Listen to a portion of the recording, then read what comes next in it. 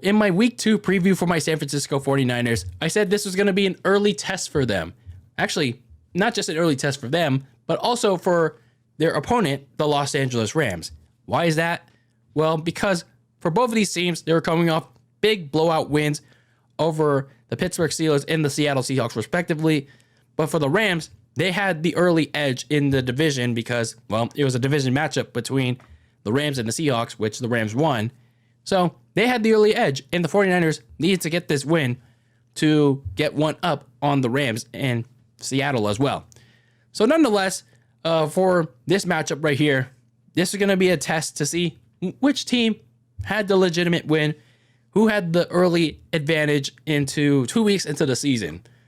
So here we are in week 2 in Los Angeles, or should we say San Francisco South, or Santa Clara South, whatever we're calling it, in Levi South, in a sea of red and gold. Yes, down south in San Francisco South. But I digress. And apparently, someone got the memo that this game could have potentially been a shootout. Because when you get early in this game, that Christian McCaffrey opened the scoring up, barreling through the red zone. And it became 7-0. The Niners quickly scored out of the gate. But the early concern for the 49ers was, Brandon Ayuk, their top receiver, going down on a play prior to that touchdown because, he had to leave a couple plays prior to that also.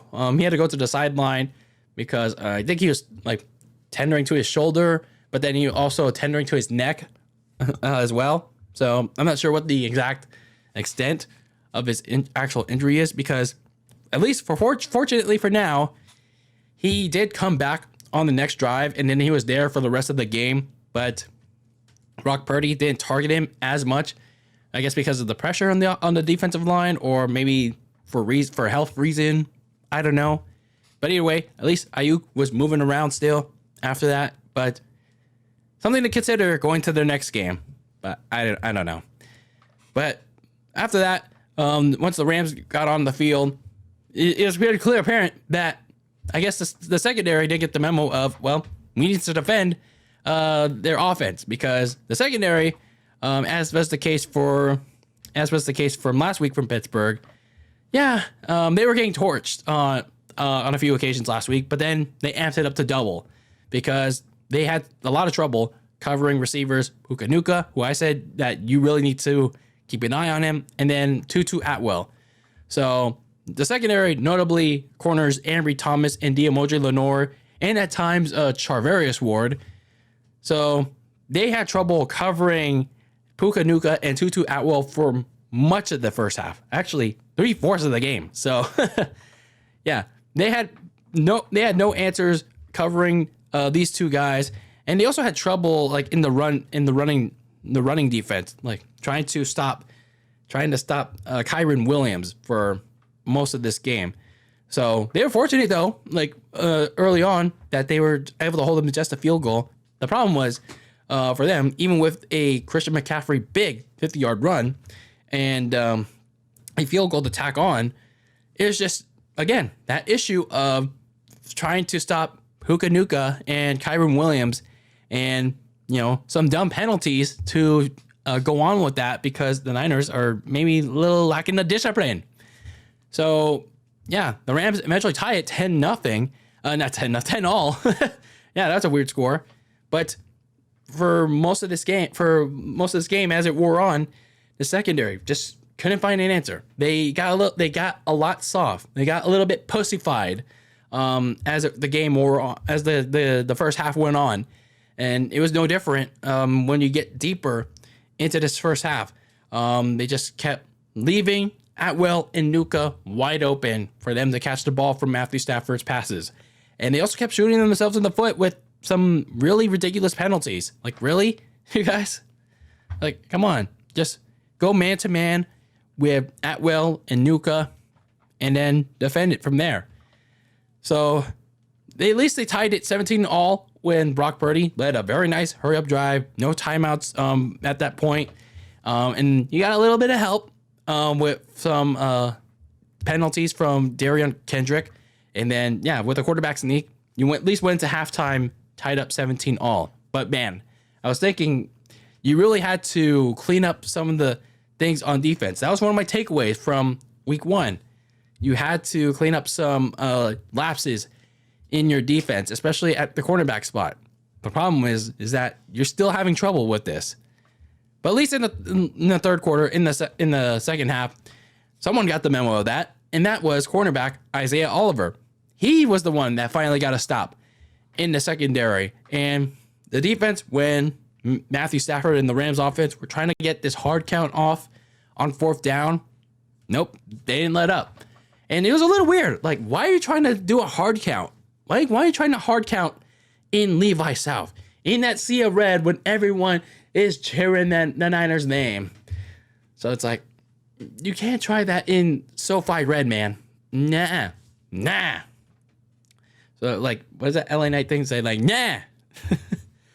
So, unfortunately, the Niners were kind of ice cold to start the second half, and the Rams offense made them pay for it, especially on defense, because, well, still no answers for Nuka and Kyron Williams and Tutu Atwell. So, big yikes. But at least they managed to answer the call. It took a deflected ball hit on Kyron Williams, and they got a prayer into the arms of Isaiah Oliver for the game's first turnover. And it slowly but surely changed the momentum of this game, because, even though it only led to another field goal, but after that, the defense got a much needed sack, because they had trouble getting to Matthew Stafford all game. They pretty much had a lot of trouble getting pressure in general, because the Rams offensive line, credit to them. I thought they were going to be jack shit going into the season, but credit to them. They actually did pretty dang good against the 49ers' vaunted defensive line. They held up their own. I'll give them credit for that. But they finally got a much-needed sack from Fred Warner to give the Niners the ball back. And slowly but surely, the defense was finally heating up going into the fourth quarter. And the Niners offense, they got their own momentum kind of going. At least in the form of some big plays from Brock Purdy to Juwan Jennings, like that big pass early in the fourth. And you pitch it near the goal line to Debo, and then you got that touchdown that increases the lead 27-17. And then throughout the rest of the fourth quarter, you see the Rams imploding, just absolutely imploding. Even though they're starting to push into the red zone again. But Tutu Atwell, he doesn't recognize that there's a walk-in touchdown opportunity. He's just like, I thought you're just going to check it down to me. And then that leads to an intentional grounding from Matthew Stafford, and they have to settle for a field goal. And then the Niners had an opportunity to close it out much earlier than what we saw in week 2, but there were some questionable plays that I don't know why they decided to go for those plays, but nonetheless, Diomondre Lenoir made that a moot point.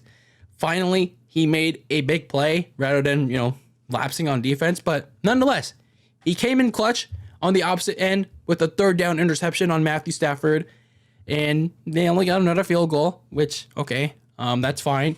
The Niners defense came in clutch again with the red-hot momentum carrying over with the 4th down stop. Isaiah Oliver with another tackle on Kyron Williams, coming up short on the marker. So, yeah, the momentum for the Niners defense came through in the second half. There were a little bit some dumb penalties that gave the Rams another opportunity to try and score, which I didn't really understand why. You guys are really lacking a discipline throughout this game. But what was even more baffling was the Rams' time-wasting last gasp drive. Like, you only had one timeout, but you're pretty much like, I don't know, the Rams were taking all day in their last drive. And when it came down to it, the last seconds, maybe they were waving the white flag, or like they didn't care anymore. They kicked a field goal with 4 seconds left, and they thought that, we could still get the onside kick and throw a Hail Mary. Time runs out. And basically just covered the spread. Like, okay, thanks. You gave people some free money. However that works in Vegas. I don't know. So yeah, the Niners win this game 30-23 and covered the spread for those of you that bet on that shit. But either way, all I could say is that, well, I mean, Brock Purdy didn't exactly play a perfect game. I mean, a clean one either. But hey, he made the big plays. He made the nice throws that he needed to in that game on week 2. There were some overthrows that could have led to some big touchdowns to Brandon Ayuk and Deebo Samuel. And there were also some not so clean ones in that game as well. Those touchdown throws to Ayuk and Samuel were overthrows, by the way. That could have been touchdowns, but either way, there are also some nice ones that will have you say, well, I mean, he's once again gained that trust from Kyle Shanahan. This is why Shanahan chose him to be the starter long term. It's just a matter of, can he continue to keep this momentum going through not just week 3, not just week 4, but the rest of the way. However, the secondary still needs some work and coverage. I mean, it's still early on in the season, but hopefully they start to put it together. Because, just like in week 1, they let Puka Nacua and Tutu Atwell, I mean, I have to repeatedly say this, they left them open at will all first half. And, it could have stayed that way if not for the defensive line finally ramping up that pressure to help create some turnovers for their other brotherly half in the secondary. So, that secondary really needs some work, especially at the cornerback spot, because, if they don't pick it up, like, real soon, it's like, ooh, you're going to be engaging in some shootouts that if your defensive line doesn't pick it up, then, get ready for that. So, some of my players of the game include corner Isaiah Oliver. He had that interception, that deflected interception that pretty much changed the momentum of the game, and that 4th down stop in the final 3 minutes. Linebacker Fred Warner with the 9 tackles, and that included a sack as well. And on offense, running back Christian McCaffrey with 116 yards rushing and a touchdown, the opening touchdown of the game. So, those are my players of the game for this week in week 2. So, looking ahead to week 3, it's a very short week, by the way, for the 49ers, because they're going to be heading home. Well, home away from home. So, they're going to be going home because they have their home opener on Thursday night, only on Prime Video, behind that Jeff Bezos paywall. Yes, that Jeff Bezos money, pal. Because they're going to be facing the New York Giants, who are going to be wrapping up a 2-game West Coast road trip. And the Giants, they overcame a 28-7 deficit against the Arizona Cardinals on the road. Yes, they were down like a lot of points against Arizona. And, for as flawed as New York's team has been so far, the Niners have to be careful not to sleep on this team because, like I said, they just came back down from that kind of deficit. And if the Niners are up that kind of like big lead, they can't let go of that. So they have to be careful in this kind of game against the Giants in Thursday night in prime time, or only on Prime Video.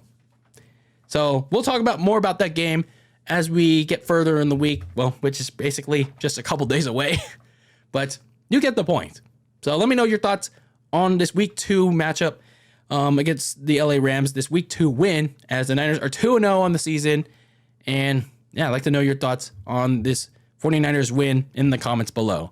But anyway, that is it for me on DylanLasagna with another 49ers video and a Niners recap for the 2023 season. And until next time, keep that lasagna very cold in the fridge with your takes on the world of sports. And peace out.